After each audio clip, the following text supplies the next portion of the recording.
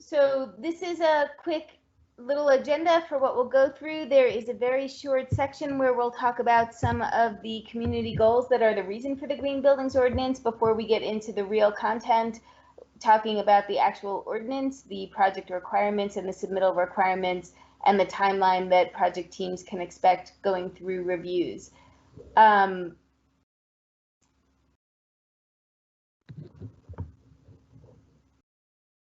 So Denver community goals.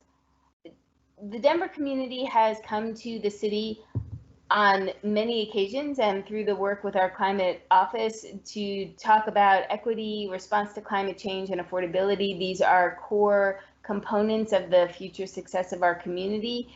And all of the things on this list kind of serve towards those core components. And the Green Buildings Ordinance really grew directly out from that. And I'll talk a little bit more about that in a moment.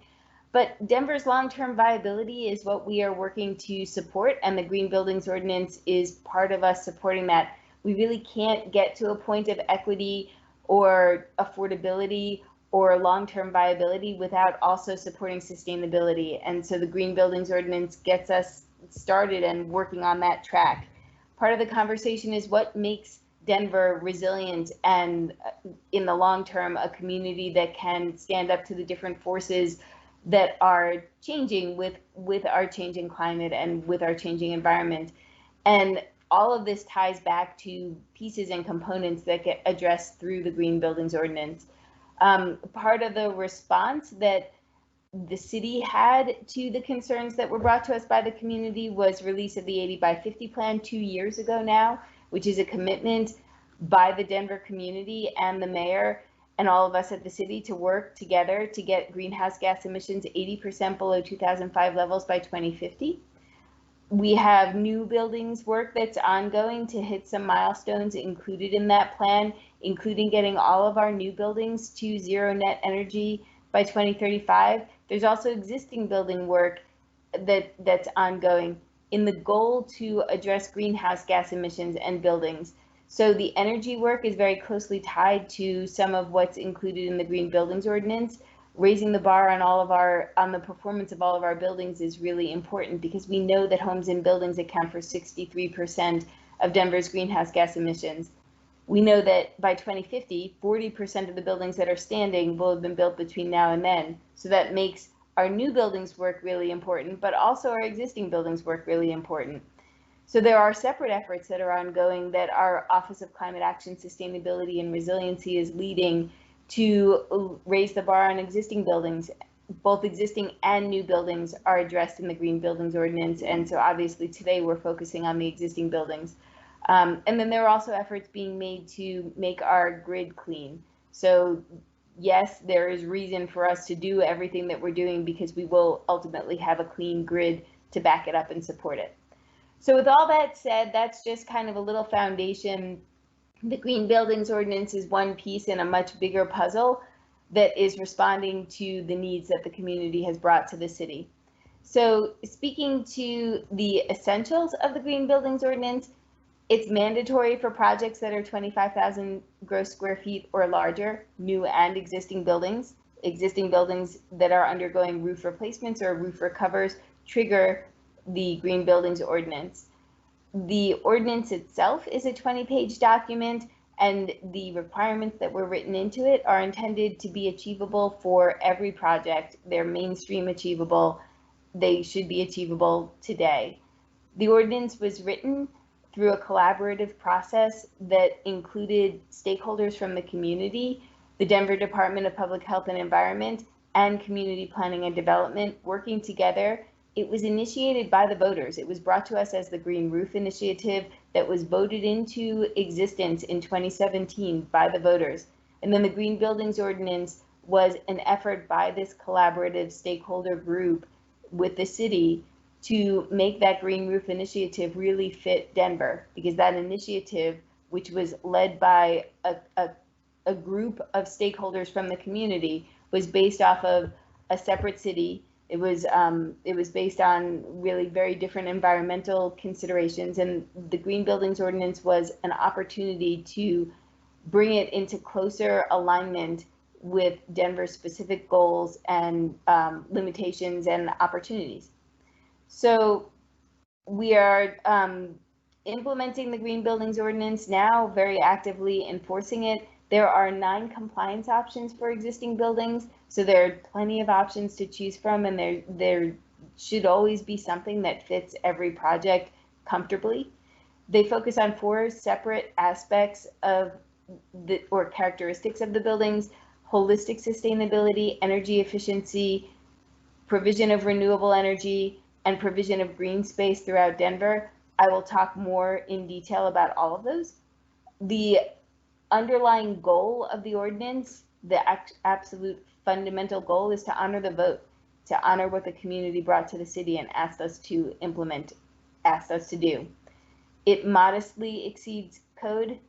It prioritizes design goals, so we are not out there testing built outcomes right now. We are out there making sure that the design sets those buildings up for positive outcomes.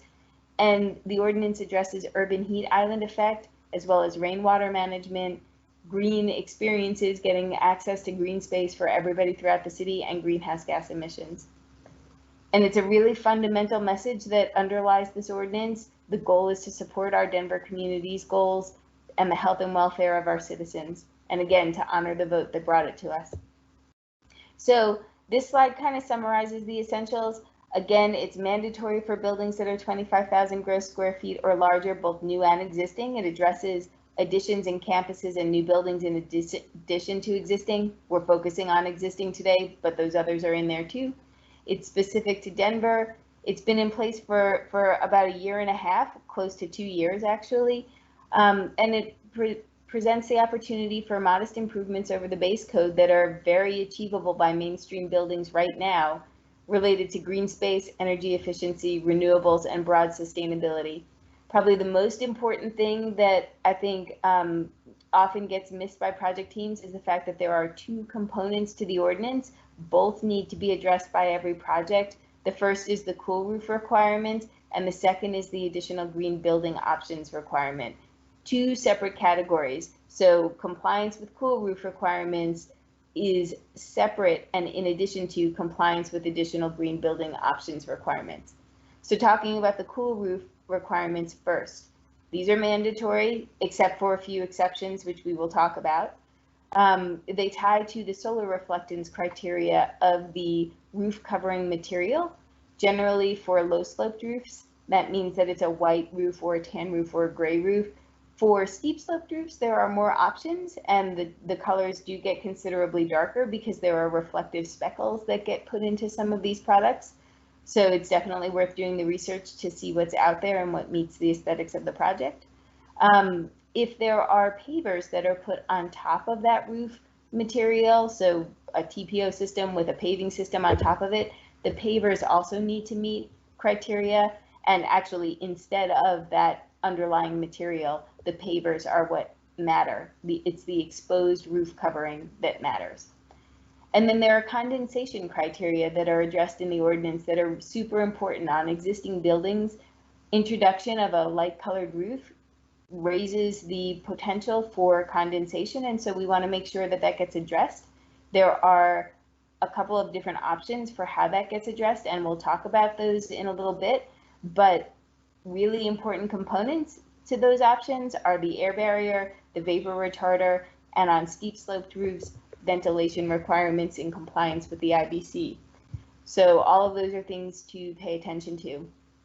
On the options, in the 9 different options, the focus is on green space, which can be at-grade or a vegetated roof, on-site renewable energy, building certification, compliance with the energy program, which has 5 sub-options underneath it. And then there's always the payment in lieu option to contribute towards a fund for the city to guide build out of green space elsewhere in the city where it's most needed. So as far as exceptions go, everybody always wants to know the exceptions. This summarizes the exceptions. Buildings less than 25,000 gross square feet do not have to do anything relative to the Green Buildings Ordinance.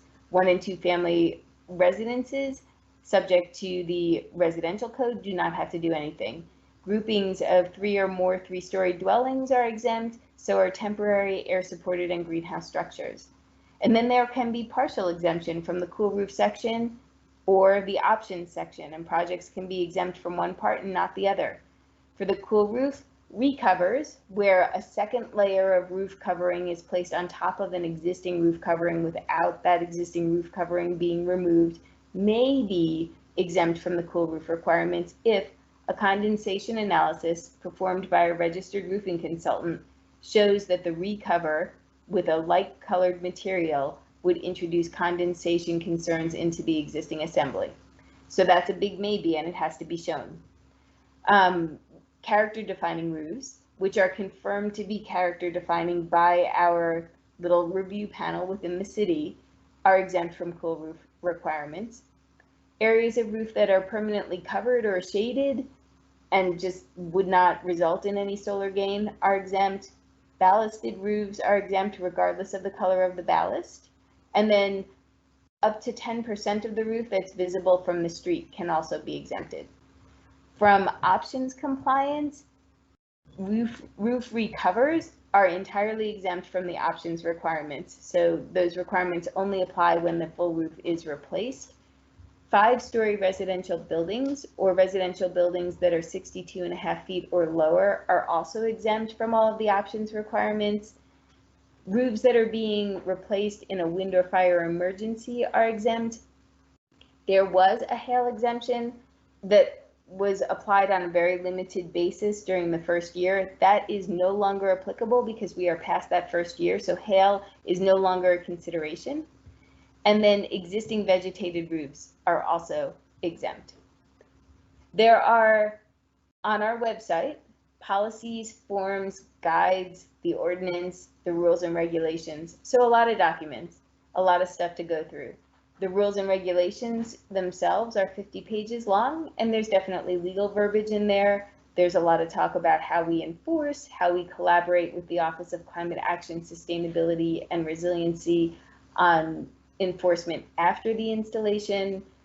There's a lot of talk about procedures. So I do understand that there isn't always a huge desire to read all of that. There is a summary PowerPoint that's on there as well, but I'm just making everybody aware that all of this is available on our Green Buildings Ordinance webpage, and it's all relevant. It's not hard material to read through, but there's definitely a bunch of information. And then there's also information there about the Green Building Technical Advisory Committee. That committee, it's important to know, is not in the process of rewriting the regulations or the rules or the ordinance or reconsidering the provisions. We are just there to provide clarification and to extrapolate from what's already in there. So getting more into the weeds on what's required with the different options. In the at-grade green and vegetated roof option, the total area of coverage for existing buildings is the least of 3 different potential calculations. So the team has to look and decide which calculation method they want to use. 2% of the gross floor area of the building, 18% of the total roof area, or all available roof space following the definition of available roof space that's in the ordinance. Again, whichever is smallest, that's how much green space needs to be provided. For vegetated roofs, there are, in the rules and regulations, specific provisions relating to provision of irrigation, making sure that 80% coverage is achieved within 3 years. Plant selections are appropriate to our climate. There is guidance on how to count trees and ground cover. There's a requirement that a maintenance plan be provided to ensure that the vegetated roof will survive. And there's a requirement that a minimum of 4 inches of growing media be provided in that system. The vegetated roof system must be designed by a landscape architect. It can be designed by a landscape architect who designs these systems and is licensed in Colorado as well as other states. So if it's a proprietary system, but they have a landscape architect licensed in Colorado who stamps their system, that works. And then it must be installed by a licensed green roof contractor. So that's a separate license that needs to be obtained. There are also provisions related to IBC, IFC, and IPC compliance that all need to be complied with on vegetated roofs. The distance from standpipes has to be a maximum of 230 feet to the farthest point. There are fire zone separation requirements, fire clearance requirements with adjacencies at combustible surfaces, exit stair proximity requirements, and then wind and gravity load requirements. So all of those are outlined in the rules and regulations. Without going into the details on each one of those elements, know that that information is there and needs to be incorporated as part of the design. For at-grade green space, similarly, the rules and regulations contain a lot of guidance related to how to count trees and ground cover. Any zoning required green space cannot be counted for GBO compliance, but areas that contribute towards water quality treatment can be. In the right-of-way, trees can be counted. The green space needs to be new, so it can't be existing green space on a downtown site that just happens to be there. It has to be new added green space for our community. And then the rules and regulations also address soil quality and drainage regulations, the utilization of tree standards, a maximum of 25% turf grass to be counted towards compliance, and urban agriculture, it can also be counted. Then on-site renewables. Similarly, the calculation of required coverage is based on either total gross floor area of the building or total roof area or provision of 100% of the energy requirements of the building. So whichever is smallest, whichever pathway the team wishes to utilize is acceptable. There are a few requirements related to those panels. They need to be a minimum of 16% efficient. So we need to see product data that shows us that. And then if the building is changing use, then the predicted energy use needs to be outlined in an energy model report that is submitted to show us that.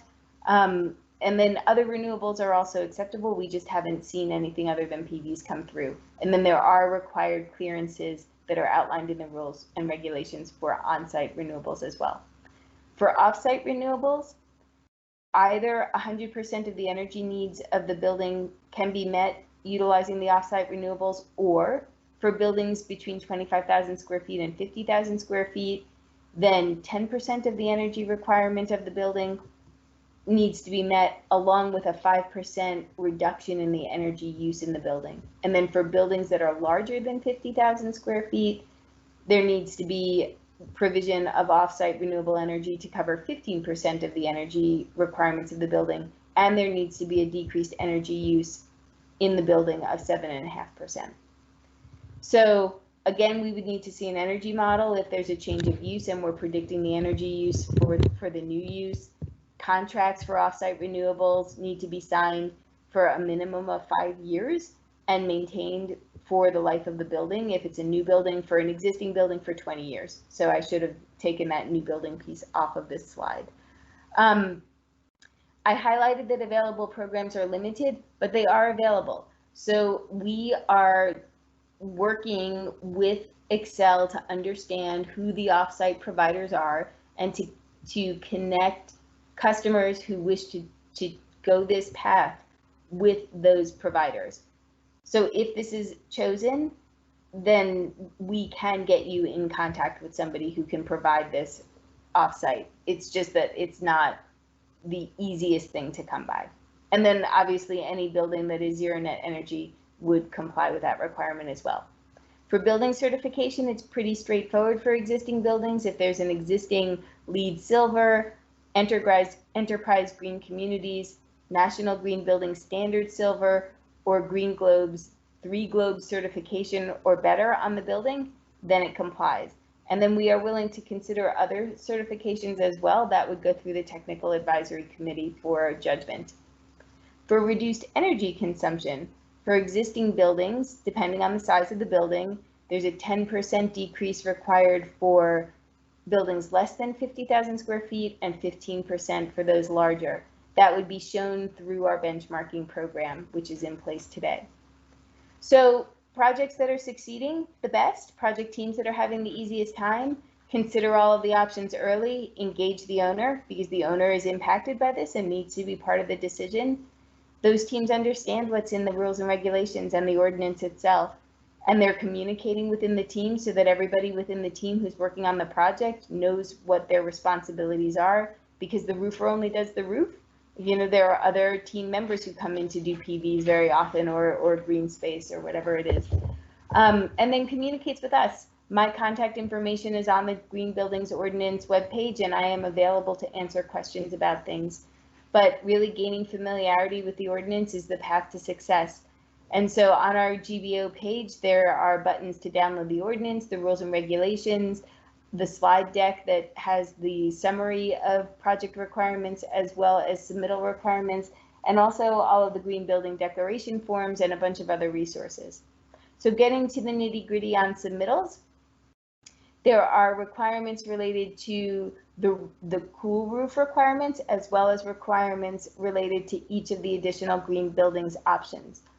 All buildings, all project teams need to submit for the roof permit, the green building declaration form, which can be downloaded from our GBO webpage, a roof plan with the total roof area indicated directly on that roof plan, a detailed description of the roof assembly so that we can see layer by layer what the scope is in that assembly.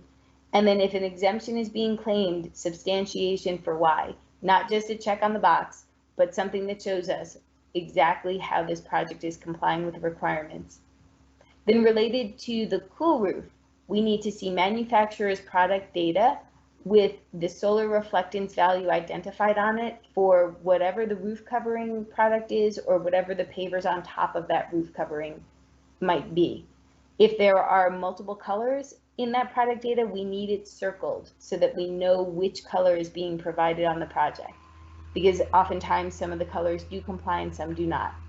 Then, if the prescriptive assembly that is described in the rules and regulations is being provided, we need to see air barrier product data and vapor retarder product data for low sloped roofs, because both of those components are required in the low sloped roof prescriptive assembly.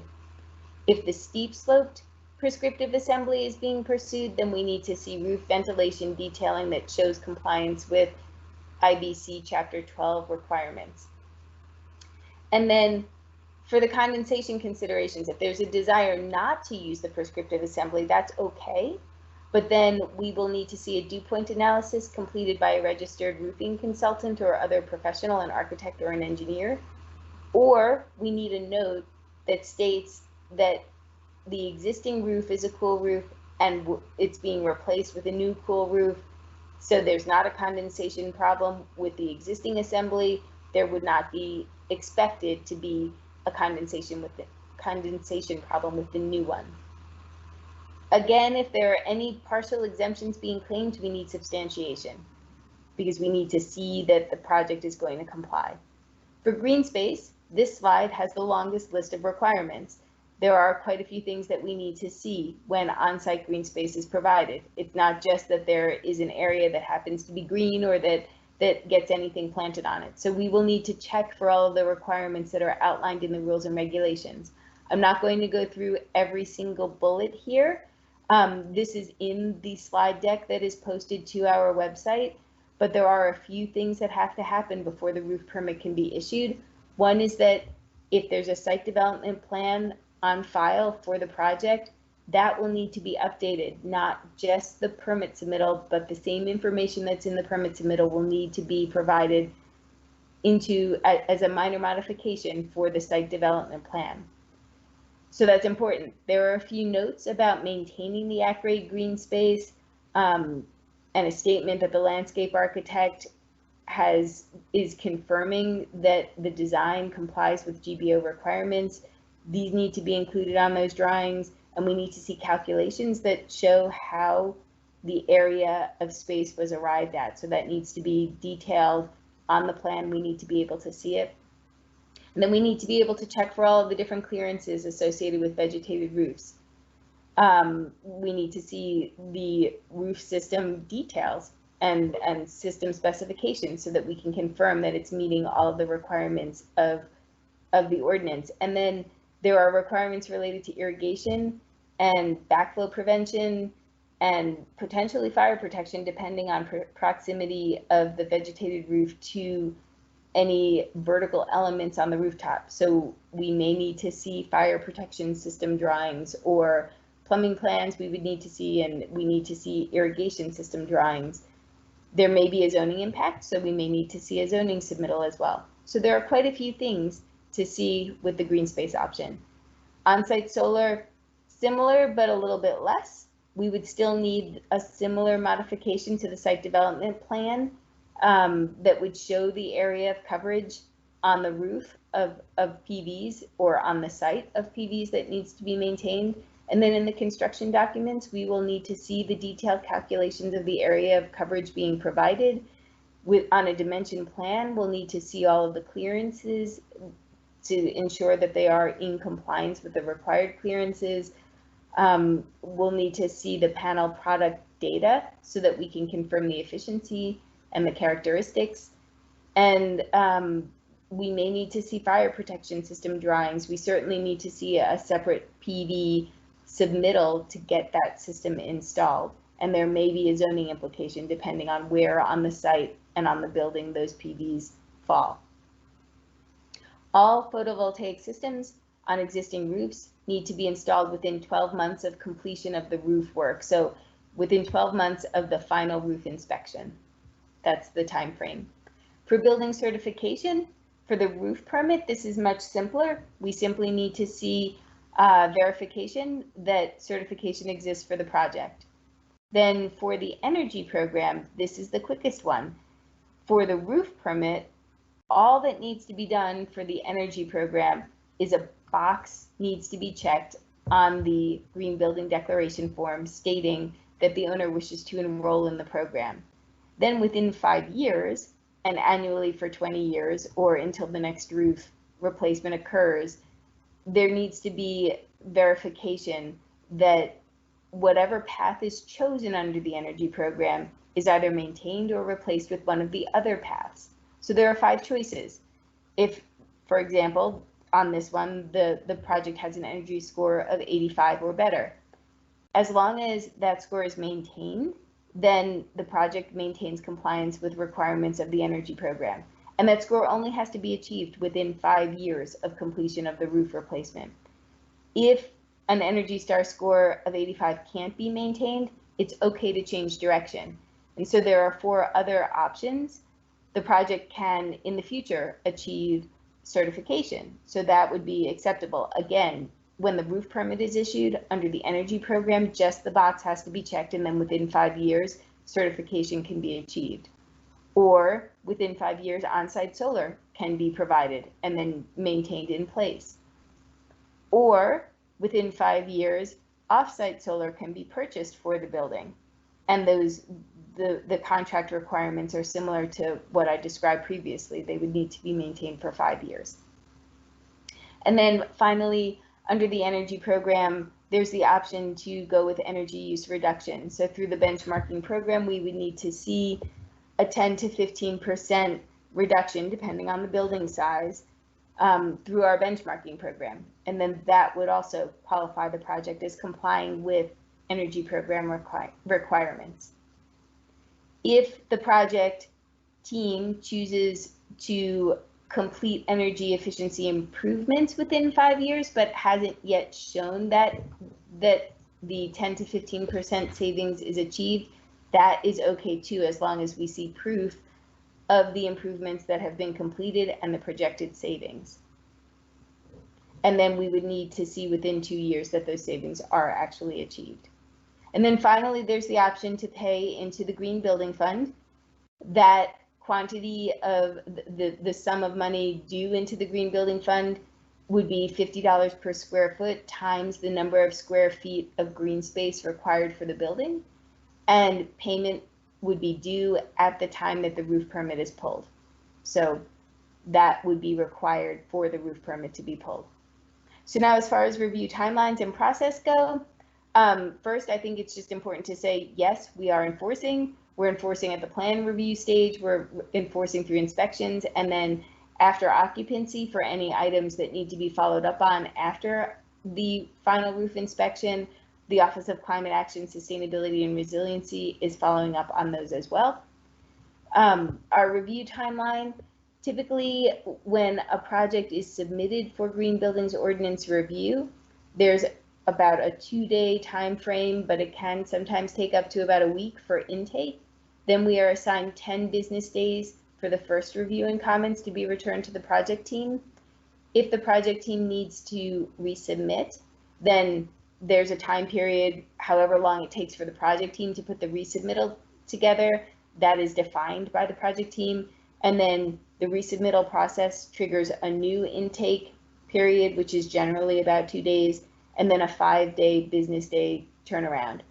We typically see projects get through the review process in, I'd say, an average of 2 rounds, but we have definitely had projects come through in 1 round, and those teams typically have prior experience with the GBO, or they have spoken to me beforehand and made sure that they were meeting all of the requirements. So definitely pays to know upfront.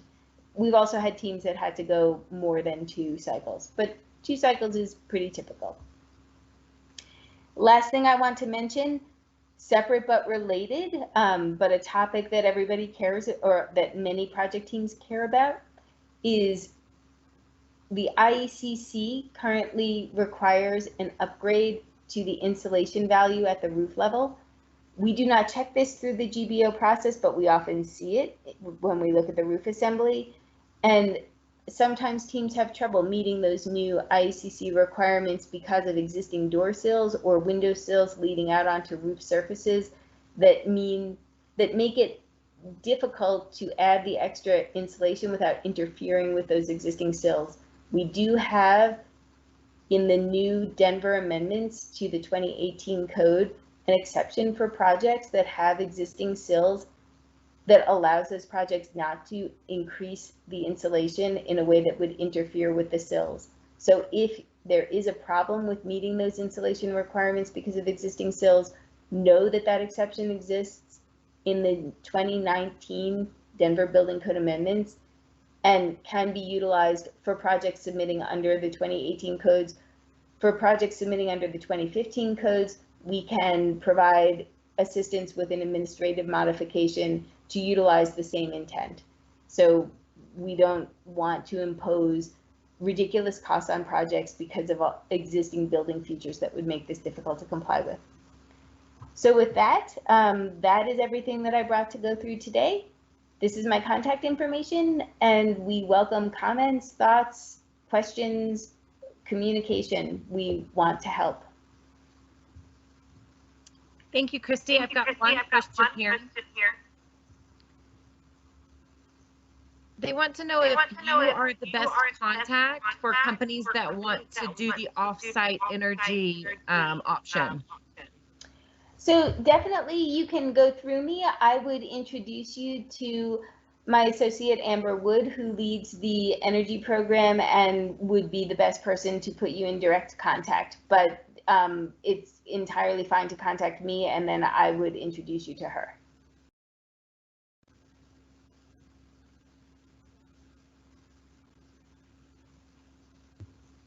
I'm not seeing any other questions here, so we'll give it just a couple more minutes. If anybody wants to drop a question into the chat, we'd be happy to answer it.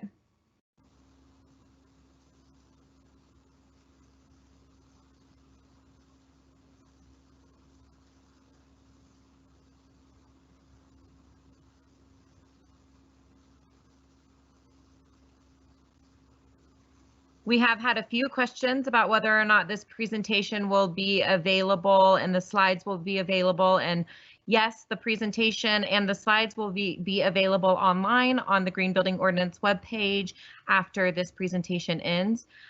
We will get that posted. We do have one more question. Oh, we got a couple questions coming. Okay, great. Christy, can you better define the gross floor area? GFA? Yeah, so GFA basically follows the definition that IBC provides with the added exclusion of parking. So it excludes interior courts and shaftways, But then also parking is excluded from the Green Buildings Ordinance definition of gross floor area. And there is a detailed definition in the very first section of the Green Buildings Ordinance that lists everything that is specifically excluded. And again, it matches what's in the IBC with the addition of excluding parking. Christy, what are some of the most popular options you've seen people choosing? So by far, we have seen the energy option to be the big leader. I think approximately half of projects that were subject to the additional green buildings options requirements in the first year selected the energy program enrollment and then went the pathway of reduced energy use within the building, because the energy efficiency measures there are quite a few that are pretty easy to pursue that get to that 10 to 15% required savings. So definitely energy efficiency has been our big winner to date. And the energy program has been our big winner overall.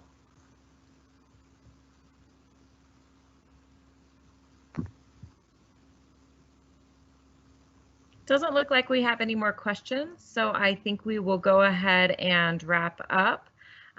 Thank you all for attending and for being here with us. We hope that you all found this information very valuable. Please feel free to reach out to Christy if you have additional questions beyond this, and keep an eye out for the recording online. Thank you all. Thank you.